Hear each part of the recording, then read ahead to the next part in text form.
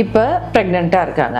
என்னோட பாப்பா 2 கிலோவை எப்போ எடை வரும் அப்படின்ற ஒரு டவுட்டு நிறைய பேருக்கு இருக்கும், கேள்வி இருக்கும். ஸோ பாப்பா 2 கிலோ எடை இருந்தால் தான் அட்லீஸ்ட் நம்ம தூக்கி வச்சுக்கிறதுக்கு ஈஸியாக இருக்கும். ஸோ 8வது மாதம், அதாவது 32வது வாரத்தில் பார்த்தீங்கன்னா பேபி கரெக்டாக 2 கிலோவுக்கு பக்கத்தில் வர ஆரம்பிச்சிடும்.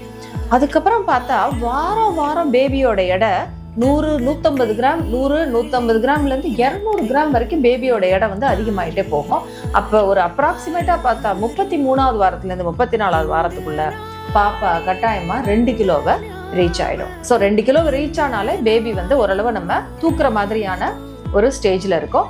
36வது வாரத்தை கிராஸ் பண்ணி போகும்போது 2 கிலோவை தாண்டி போகும்.